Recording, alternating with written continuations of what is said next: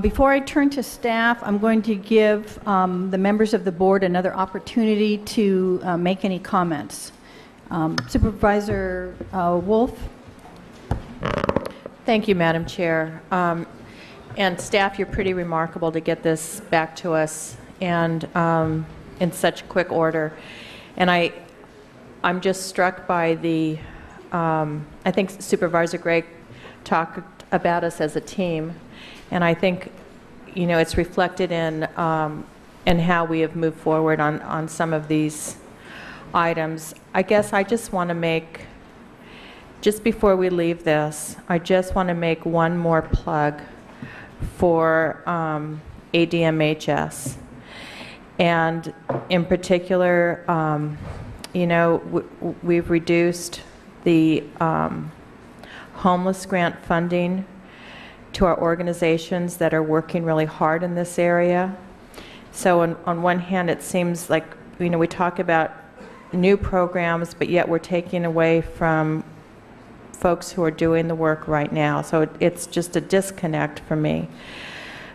But I think the other most important one for me is the IMD inpatient beds. And those are really for the most severe mentally ill. And we've just heard over and over the instances of what's happening in our emergency rooms where folks there's no place for them to go. So I guess that's my last plug for what I was hoping that we could see restored.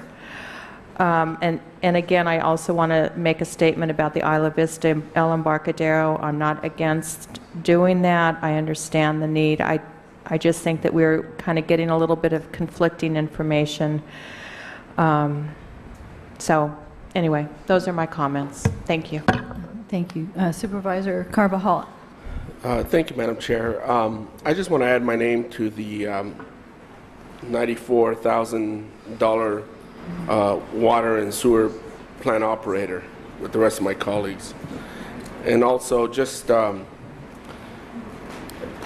express to everyone that this has been a difficult process. There are so many worthy services, but the fact of the matter is that last year we dealt with a $72 million challenge. This year we have about a $15 million challenge.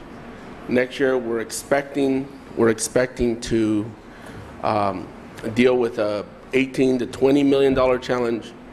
And I think we're grappling with those challenges, but in doing so, it is not easy.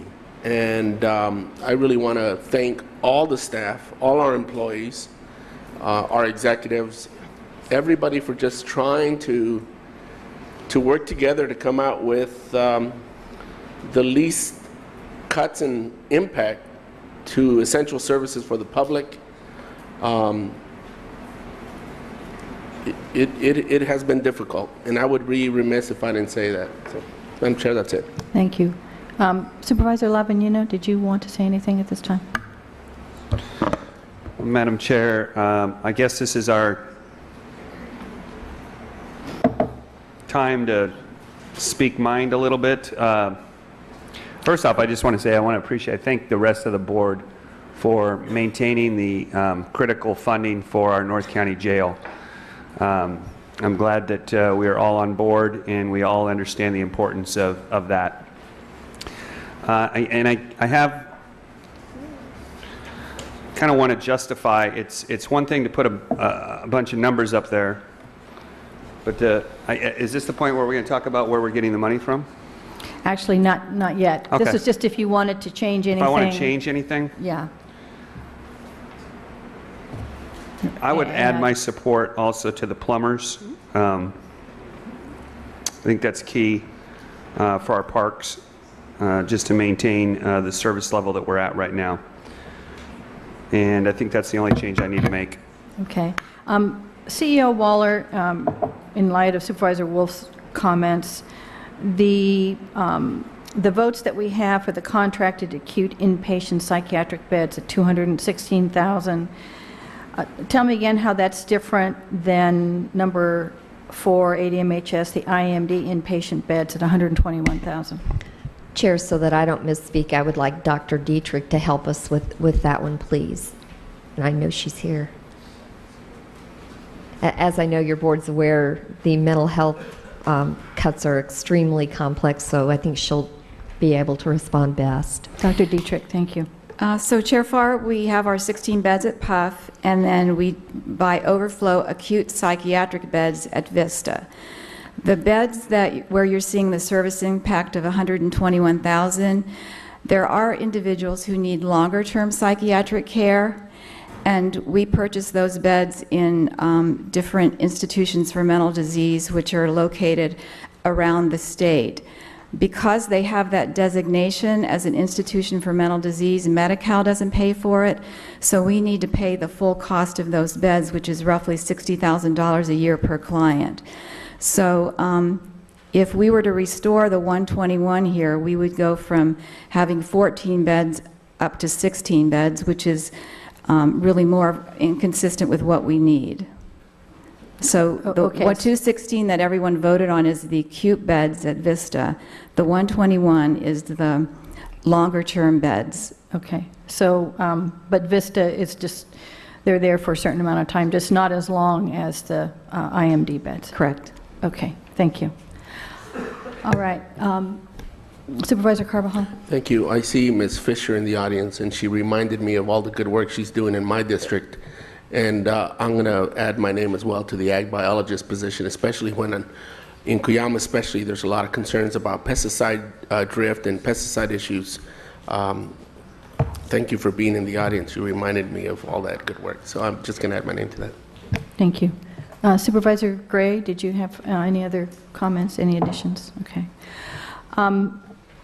I just, wanted to make a couple of comments. First of all, I would like to make a plea for at least one more vote for the homeless merger.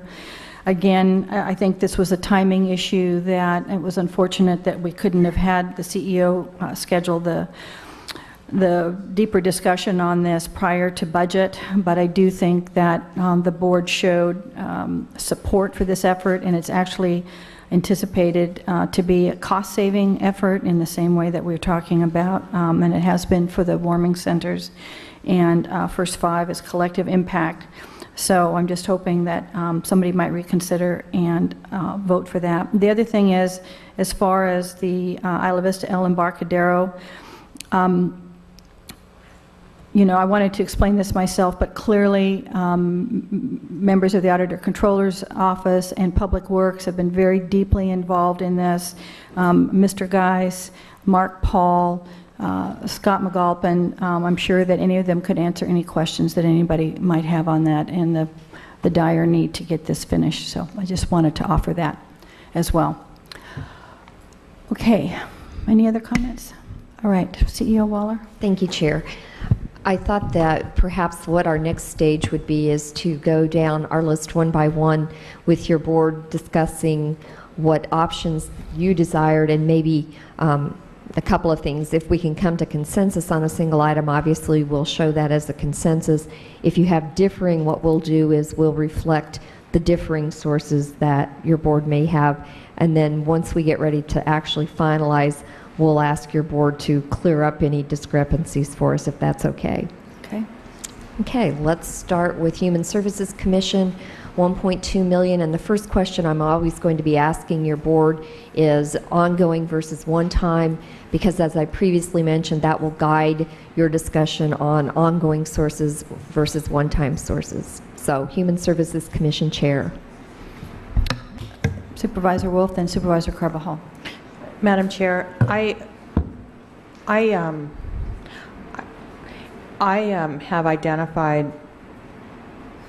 definitely identified 4.8 million, maybe 5 million to cover my items, but I didn't necessarily go by each individual item. There were a couple that I could find funding for that was specific. For instance, the Ag Commissioner position. We had talked about the sheriff's position and maybe using some of their fund balance. I don't know how if I'm going to look at I have looked at RDA, I've looked at some of the deferred maintenance, capital outlay, program restoration.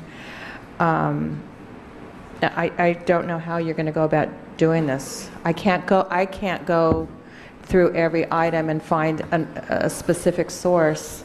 I just have it done as a bigger, as the bigger piece, so Okay. it's going to be...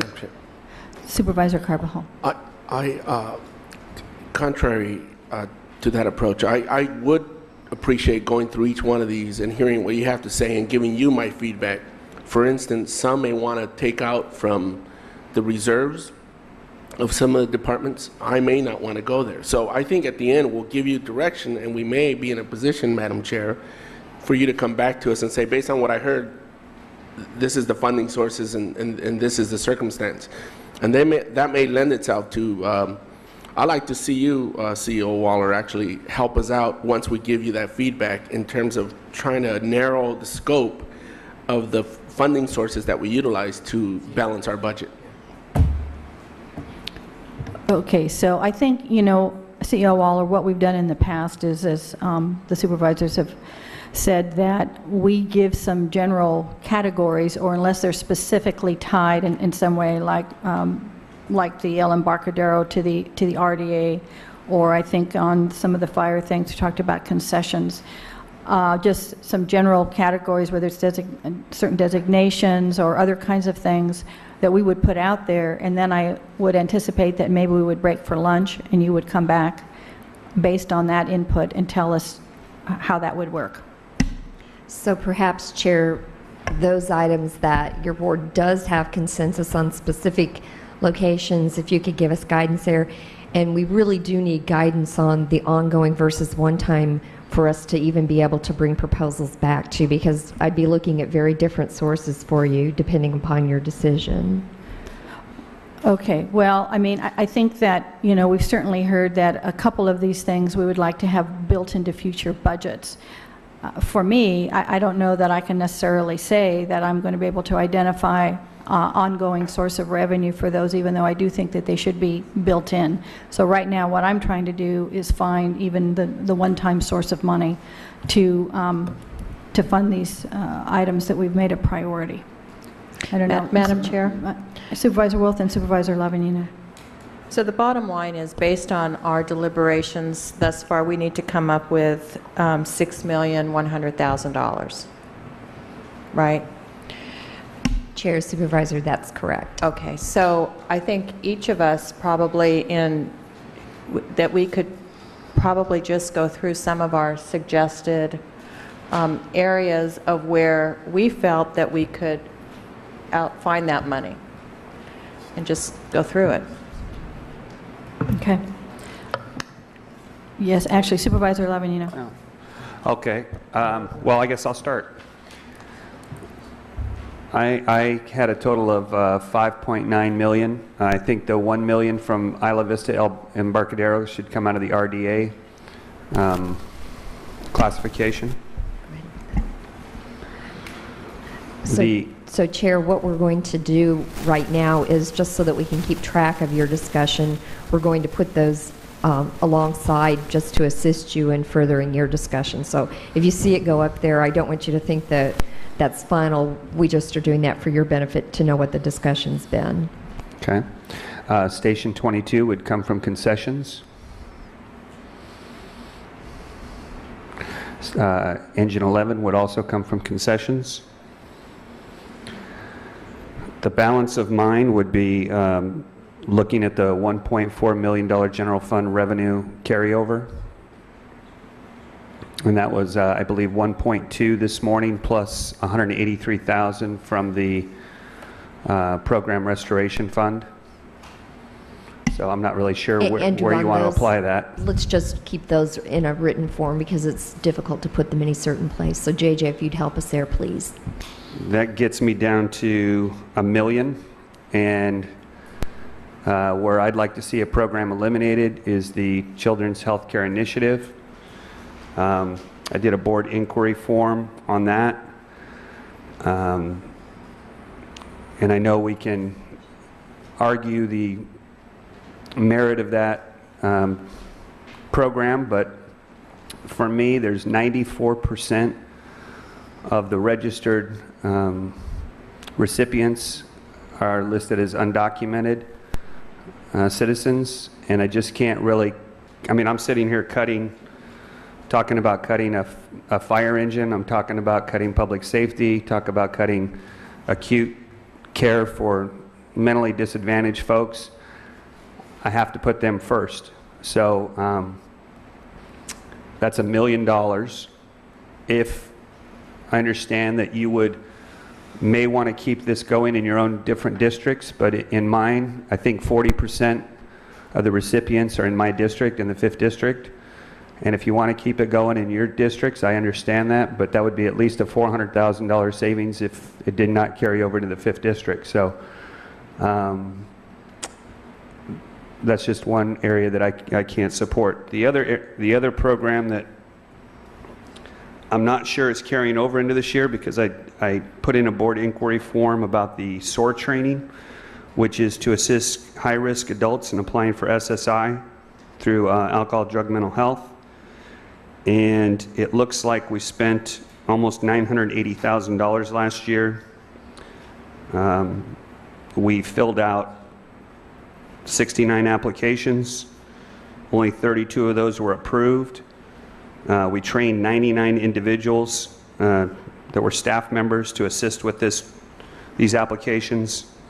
This program may have been a good idea, but I just don't think it's showing the results that we need, and I'd like to see that eliminated as well. There's some other obvious planning things that I don't agree with, for example, climate action strategy and those types of things, but I have a chance to talk about those when the work plan comes forward, so I'll let that go. I think everybody kind of knows my position on that, but those are the two major programs that I would like to see not move forward next year. All right. Supervisor Carvajal. Thank you. The truancy program, I obviously want that to be on top of the existing reserves in that department. I don't want to take it from those reserves. I would like wait a minute. I was thrown off there for a minute. Andrew, I don't think we need to put anything there. He wasn't suggesting a source. He was saying where he didn't want to take them.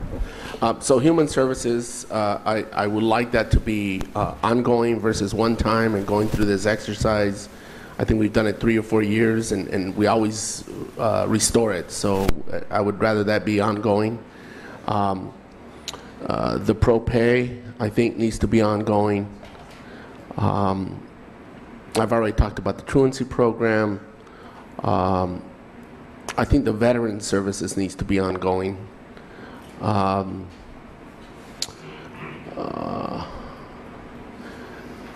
just looking at the 2 fire, Engine 11 and Station 22, need to come from concessions, in my opinion,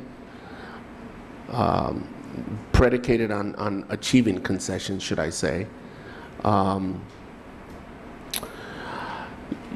You know, the program that Supervisor Lavanino has identified with ADMHS, if we train 99 staff and one of those staff can't even identify one applicant, something's wrong. But I don't think I know enough about that program to just get rid of it right away. But I got to tell you, it resonates with me. It just 30-something applications, almost $1 million, and we have it just doesn't make sense.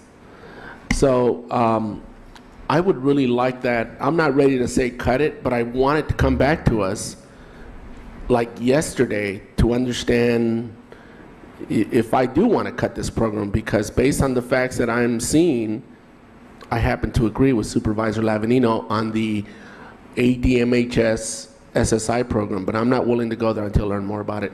Other than that, I look to you, CEO Waller. I could throw out all these, you know, if I look at page D193, all the designations, it's a zero-sum game. And I'd rather you give us some thoughts beyond what the feedback I've given you to come back to us with various funding sources. I do want the RDA funds to be utilized for the project that the Embarcadero project that Supervisor Farr proposed today that we got 3 votes for. And other than that, I look to you to giving us some other possibilities, but I just wanted to be clear on the reserves and the one-time versus ongoing that I identified. Thank you. Chair, if I may, Yes. just a clarification on the MHSA SOAR program. Those funds would need to be used within the MHSA program, and certainly we can, as your board instructed, come back with additional information, and certainly you may choose to not fund that out of that particular program. I'm just clarifying that that would have to be something in that particular program. Madam Chair, if this afternoon when you come back to us, CEO Waller, if you could identify if any of the other mental health items that didn't get votes, if they could be recipients of that funding, I might be interested and open in shifting those MHSA resources to fund the others.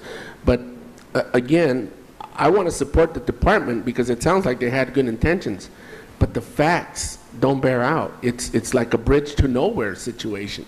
How can you have all these employees and trained people and have 30 applications for $1 million? Is it really that difficult? So I want to understand that later on this afternoon and see if we could do something more creative with that funding. Madam Chair, this is so off the subject, but the air conditioner has decided to blow right on my head, and it's really hard to hear all of a sudden. So I'm sorry I did not cut the air conditioning guy. Stop. So I don't know if people want to speak up or what, but it's really tough to hear over here. Yeah, Madam Chair, members of the board, we are suffering a slight mechanical problem with the system, and they're working on it right now, and I've asked them to address that and get the air turned back down. Okay, thank you. All right, Supervisor Gray, did you want to, well, you had your mic on, did you want to speak to? No, mine had sources to of do with wanting to be able to hear what everybody's saying. All right, Supervisor Wolf?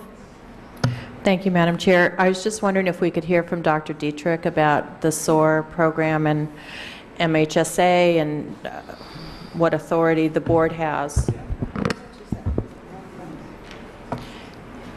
And actually, I think it's gone through it's had a lot of community input, not just from the Mental Health Commission, but anyway, go ahead and explain what the program is. So, Chair Farr, supervisors, there are 5 MHSA funding streams. One of them, which is one of the later ones we received, was called innovation funding. And the clear purpose defined by the state for innovation funding is that as a mental health department, we take on an initiative that has not been done anywhere else. Now that's pretty hard because a lot of innovative things have been done in mental health. But we learned about the SOAR program, which is a national kind of evidence-based proven method, initially started to help homeless people get on disability and then benefits. Given the number of indigent clients that we have in our department, we basically took on the innovation programs to do 2 things. To provide indigent care to people who otherwise would not have access to mental health care, and at the same time, in working with them, to begin helping them get on SSI by going through the whole process of the applications. We started with a training with the SOAR people from the national organization, Policy Research Center, and we subsequently have had 3 other trainings. We now have 2 of our staff who are trained in the SOAR model, and we're going to continue to do trainings. So we have trained a lot of people in the community. The only outcomes we're tracking right now are for the people we're serving, how many individuals have gotten on Social Security. And you're right, in the last year we submitted 69 applications and we had 32 approvals. That's about a little over 50-50, and I think we could do better than that. I think that this is a program that we're supposed to be learning from about how is this innovation helping us to establish a practice that going forward not only our staff, but other provider staff can do. So it's something new that we hadn't done before, and what are we learning from it? But at the same time, I would emphasize that it has helped these 120 people actually get care that they otherwise would not have been able to receive. So we are tracking this very carefully and looking to see if we can get more numbers. I think this was probably been somewhat of a learning process for us, which is kind of the point of the innovation. It is MHSA funding. It could not be used for inpatient care. There's specific rules about that. This innovation funding could not be used. If the board decided that they wanted to do something different with it, we would, I think, have to reconvene the Mental Health Commission and a public process. And as I said, we have about 1 more year on this project, and we'd have to totally revamp it and say we're going to do something else. In another year, we'll be able to sort of say what have our learnings been on this and start another innovation program, because the money will keep coming from the state. Thank so you. I don't know if that's helpful. It is helpful. I think it was helpful and important. I want to add a bit to that, and that is I think it's really an idea that needs to be pursued, because as the clients and the indigent folks qualify for SSI, they're getting benefits that the county no longer has to pay for. Maybe it's only 50 cents on the dollar, but it's still 50 cents on the dollar. And I've been working with a private attorney that handles this kind of situation all the time. And he is reporting that he's getting, you know, great results. So maybe, and this is, you know, this is on the fly kind of thing, but the program idea is good. It's what's being advocated at the state level. We've got to qualify folks for all of the programs for which they qualify, because this is the time to do that. So possibly that this SOAR program could be looked at by private attorneys and the department and figure out a way to be more productive. Because if you can qualify someone, even though it might be 50 cents on the dollar, it's still 50 cents more than we would have had before. We're not at the point in time right now where we can make that decision. We just don't know enough about it. So that my point is, we can make this thing work, but we're going to have to do it in a little different direction. And it's not time right now. So if I might just add one thing to Chair Farr, to Supervisor Gray's point, we are tracking cost savings with that regard. I'll put my glasses on. But after these 32 individuals were found eligible for SSI benefits and Medi-Cal, we were able to bill $336,000 for these folks. So if you take the total cost of delivering the service, take away what we're now able to bill, the actual cost of doing the service is less, because now it's not paid for 100% by state money, it's paid by Medi-Cal. The other tremendous benefit for people who get on SSI is that they get on disability. And that means that they have $800 a month, which isn't very much money, but it's $10,000 a year. So when we add up the savings by having the revenue now from Medi-Cal, as well as the clients being on Social Security, we have a total savings kind of to the community of about $500,000. In other words, people now have money to pay for their housing, pay for 30% of a, if they can get a Section 8 rental. So there are some pretty significant cost offsets. I think what we have to keep doing in the next year is trying to get more people on. But we are tracking the benefits and seeing that even though there's a cost here, there's a benefit that at the end of the day, the expense is not going to be as high. So that's Thank you. more than you wanted to know. All right. Well, Supervisor Wolf, you, okay, and then Supervisor Carbajal, then Supervisor Levin, you know.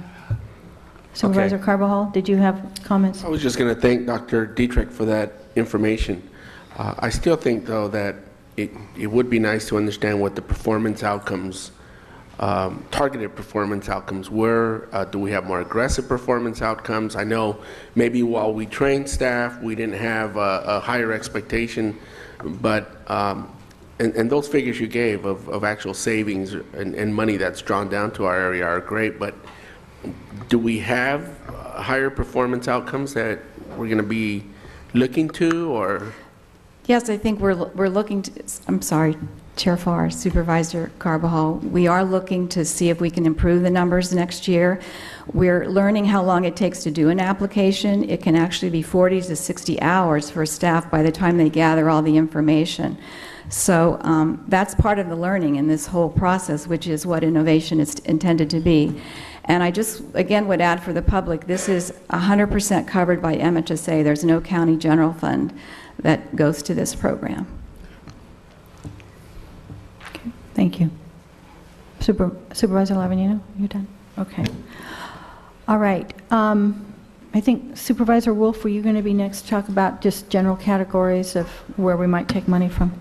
Yes, thank you. So I'll leave it up to you, CEO Waller, to direct your staff as to where they're going to put this on the chart.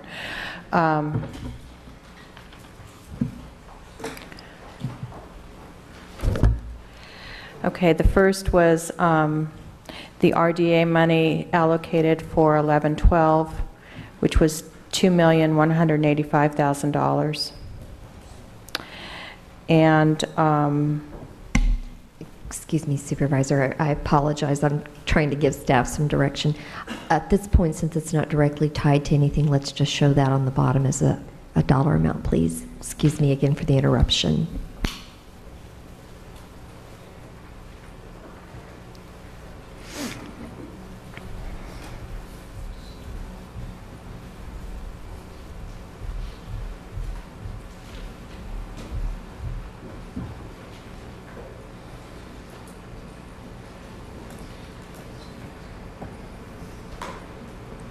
tell me when you're ready. That should be 2.3, please, with the revised number that we just got. I think we're ready for you now, Supervisor.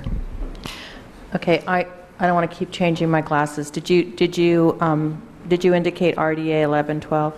Okay, so then let's do another line for RDA 12-13 for $1 million. Which, by the way, the 11-12 is money that we know we have. The 12-13, the $1 million is a low estimate of what we know we're going to have. The program restoration of $183,000.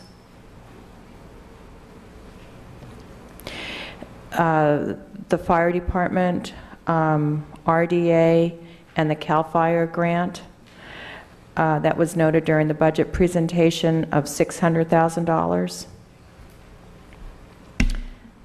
Andrew, just show that as department, fire department savings and unanticipated revenue.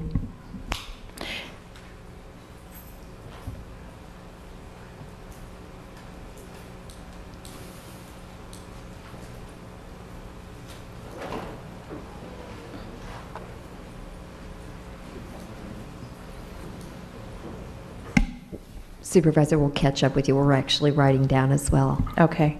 Then the ag department, this would go specifically to the biologist. The amount that was allocated, which was, what did we say? 176 or 180? Or 88? Yes, Supervisor, that's correct. Okay. And in direction to staff, that goes up at the top, offsetting the biologist, please.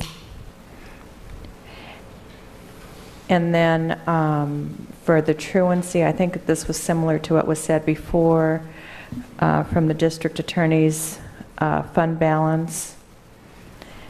And I didn't have this on my list, but we're doing the sheriff's department, and I would take that from his fund balance. And then I did look at the deferred maintenance, capital outlay, all the different designations, and we're putting in more money than we had in the past, but yet I think I've been really conservative in looking at those. And so for out of the deferred maintenance, I would take $400,000. That leaves a balance of $2,400,000 still in that account. So I looked in there for $400,000. And then capital outlay, I used $250,000 from that source, still leaving a balance of $655,000.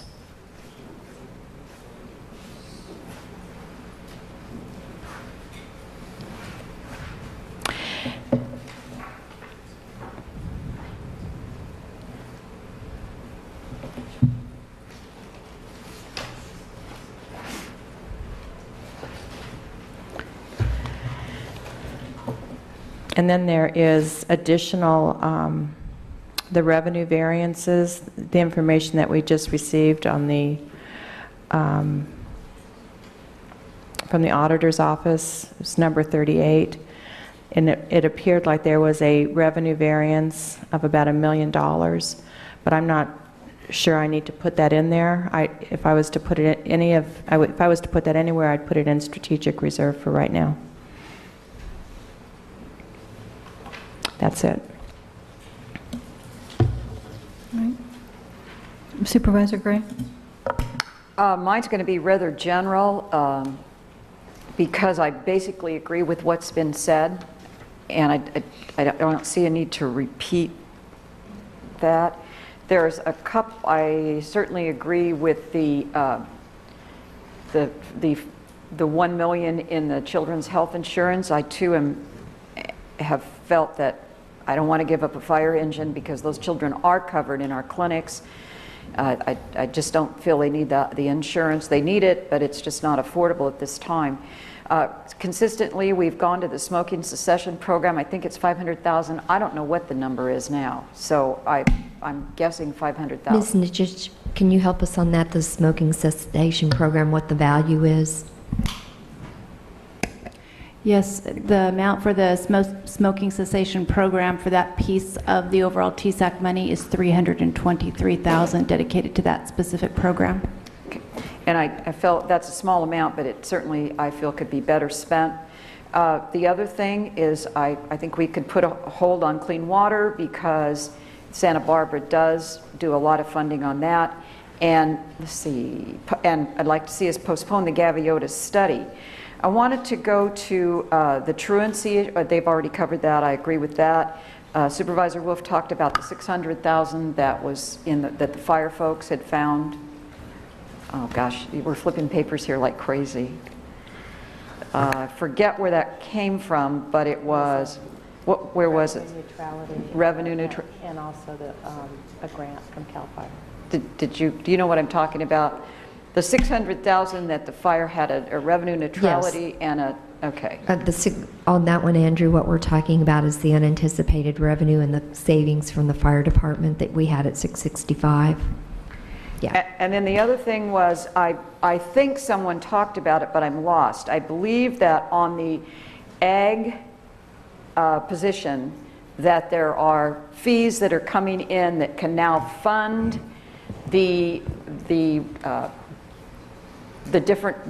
job, which was weights and measures, and so that will free up general fund money to pay for the biologists. And I believe that that's there. It came in one of Supervisor Wolf's budget inquiries. There's $220,000 that could go back to the general fund, but to fund this position is 76. So right. Yes, it would come. We could come from there. Chair, just clarification on that, and Supervisor.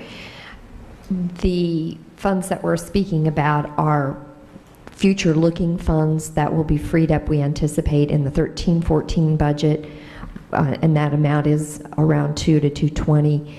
It's my understanding that you're wanting to offset the 88, not just the 76. Okay. So I'm just clarifying that. Thank you. That's my list, I believe. If I think of another one, I'll. Okay. Thank you, Supervisor Gray. Supervisor Wolf? Madam Chair, if I could just comment on the Children's Health Initiative, and Dr. Watt is here that he can speak to it, and just because we have you to speak, and I'm not too concerned, but I just I don't want it to be one of those items that's on the chopping block, because we have invested this amount of money. I think it's been over 5 years, Supervisor Carbajal, it was cut from $1.5 million to $1 million. The number of children that have been served, and I'm just saying children. We don't need to, I don't believe it's appropriate to differentiate. These are children who need our services. If you're going to look at it in financial terms, I think it's important to know that these are children who are getting insurance, so that when they come into the clinics, they're insured, and our clinics will be reimbursed based on their insurance.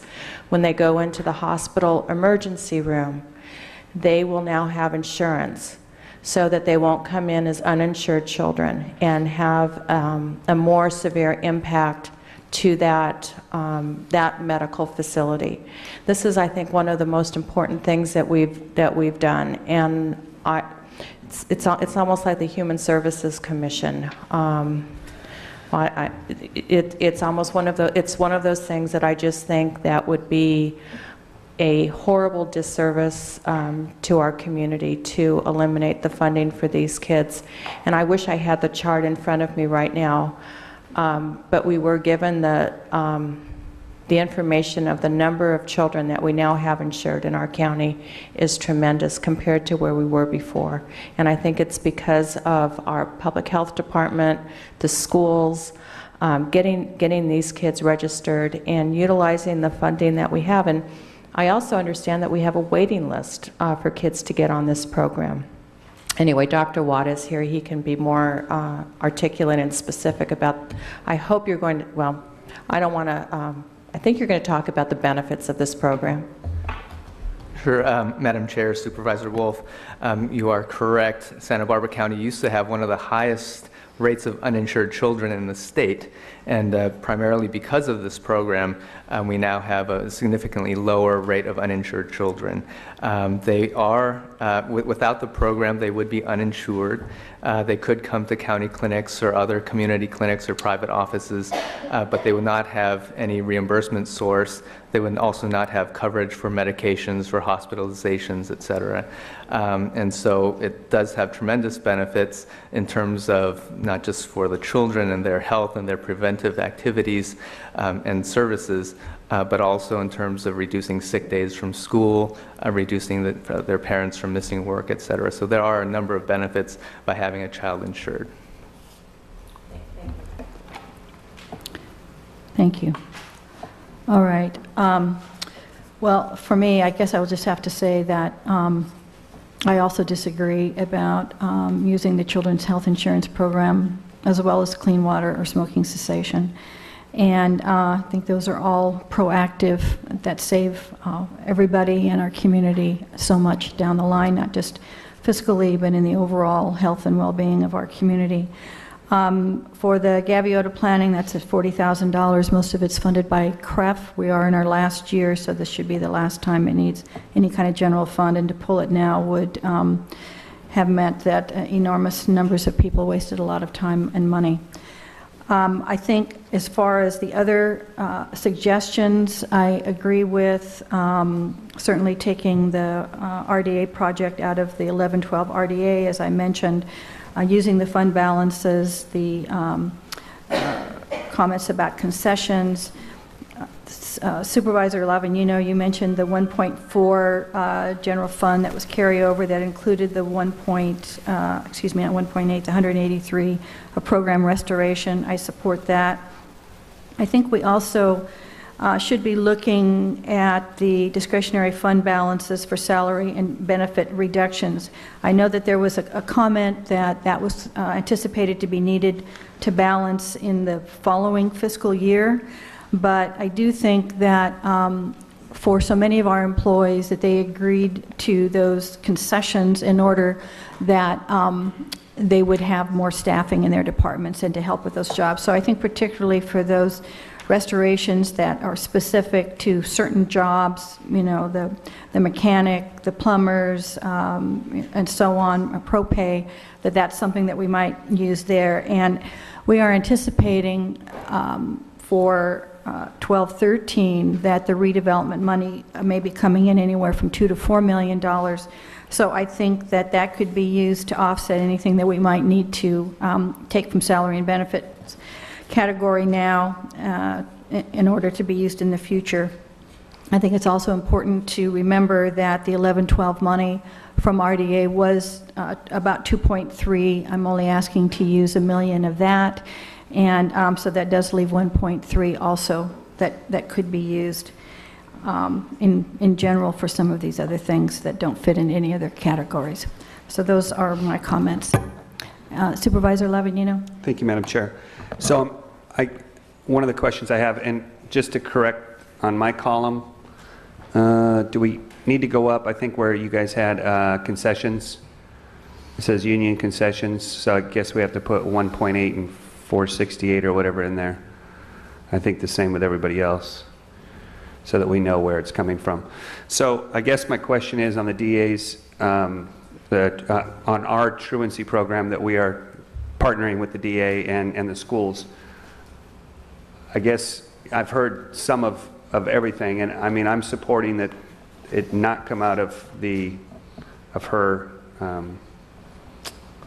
holdover account. So do we have 3 votes for that, or I can't tell by reading that how that works, but I think that's an important distinction.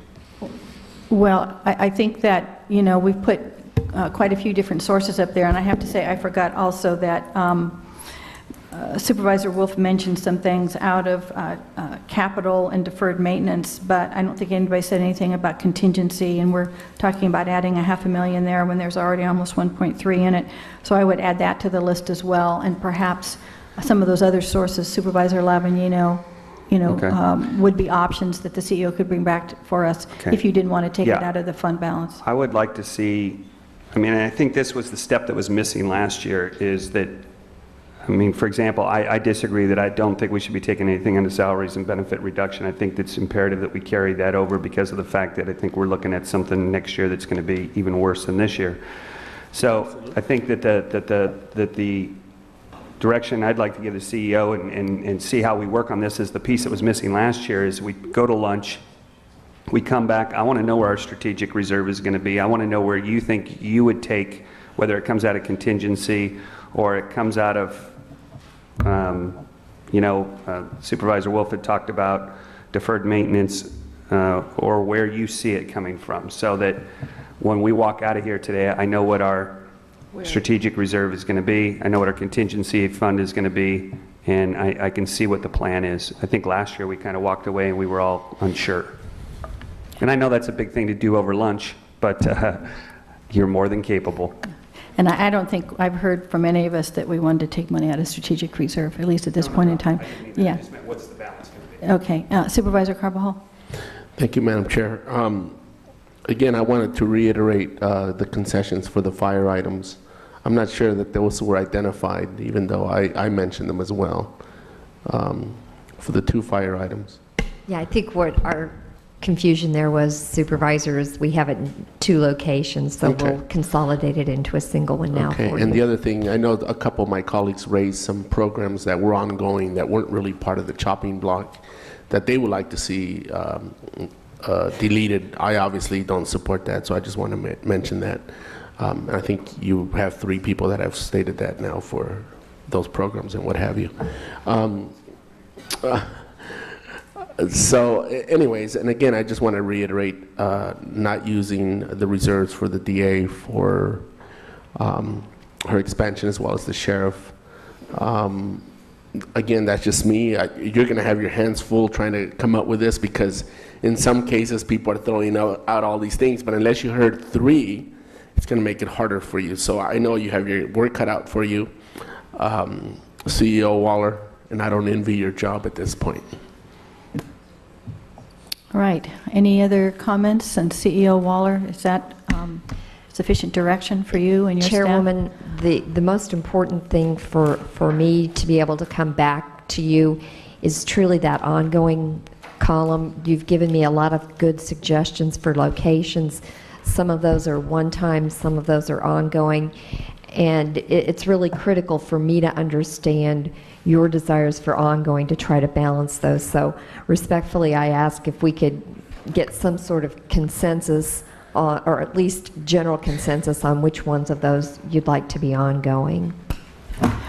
Supervisor Gray? You know, I can't I think it might be easier to say what's not ongoing, because it looks like most of them are, and that's what I'd like to hear from my colleagues, is what do they see as probably not ongoing, and I don't know that you're going to hear anything. Well, Madam Chair, I'm the opposite. Oh, okay. I except for ProPay and the truancy program that we just are starting, I just soon make a decision on this every year. Although I'm going to support Veteran Services, I'm going to support the Human Services Commission, but at what level are they changing? I just don't want to see them, you know, and maybe Supervisor Wolf is right. What the heck did I just say?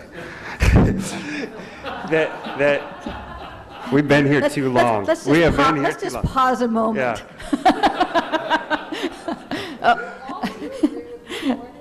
I know I do. I think we all agree more than we do. But you know, I'd rather see more. I'd rather see a laundry list of more of the programs, and maybe we have to do it in a workshop next year where we say, look.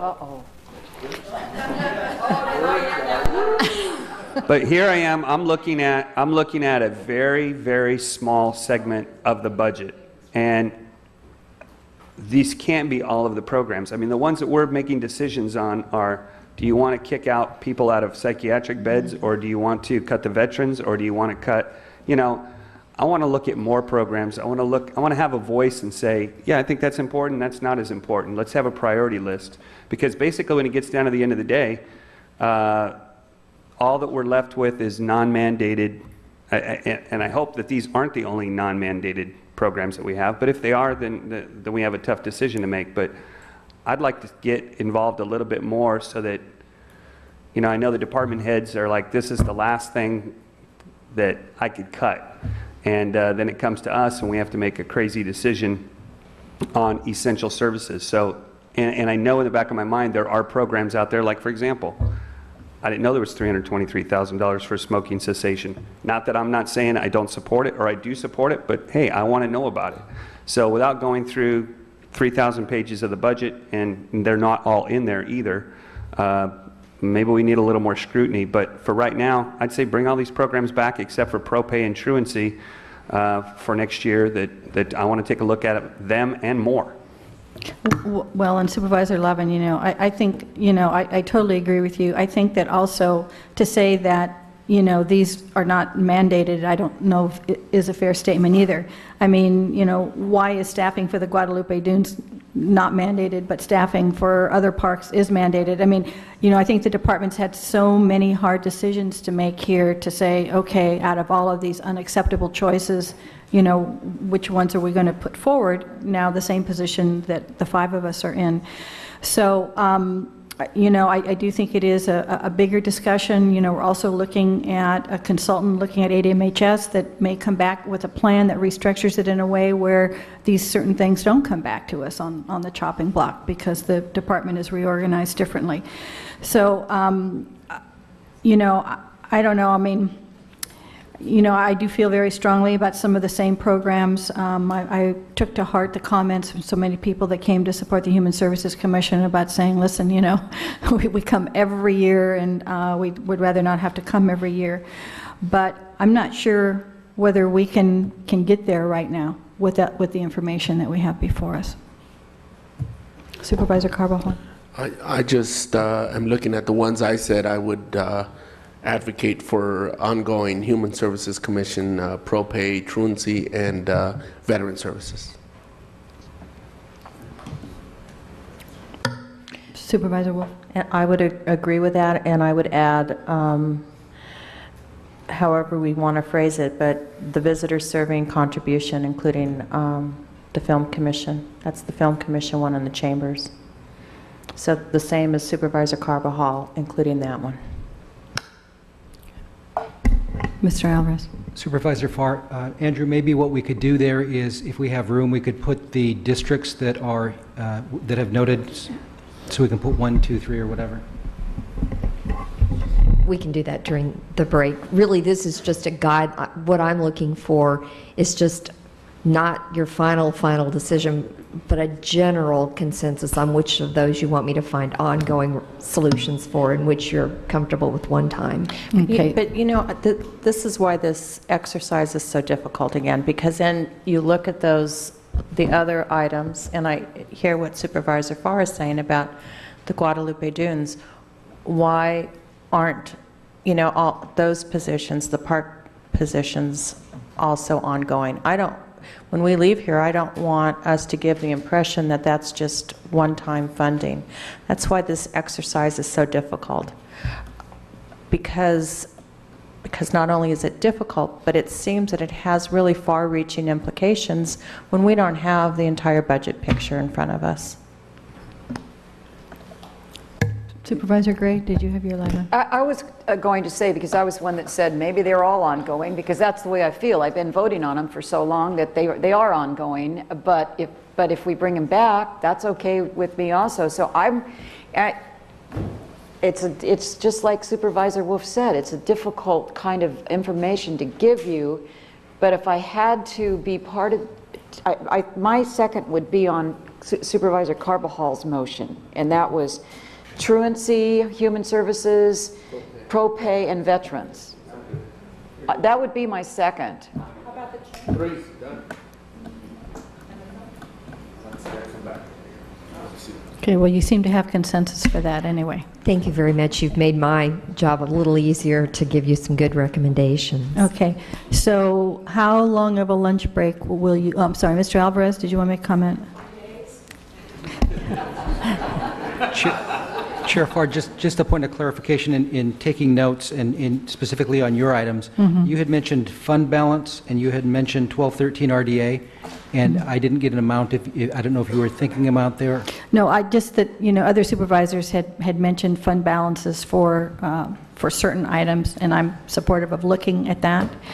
And I think that, you know, there has been an estimate of 2 to 4 million for 1213, if I understood right, from RDA money that had not been budgeted. So I wanted to put that out there on the table as well. Very well, thank you. Okay, thank you. All right, so how much time? Do we come back in an hour at 1:30? Chairwoman, I think we could be ready in an hour. Okay, 1:15 it Madam is. Chair, Yes. I think you should be really sure of that, because we've actually scheduled the whole day, and if you think you need more time. I think based upon what I had anticipated being your responses to ongoing versus one time, I think that I could get with our staff and have something together in an hour for you. Okay, that's fine. I just want to be sure that we do it. All right, so 1:15, Supervisor Wolf? And just to make sure, because some supervisors did make some changes when we came back after the break, so make sure that those are also included in what you have. Thank you. Thank you, everyone. We'll see you at 1:15.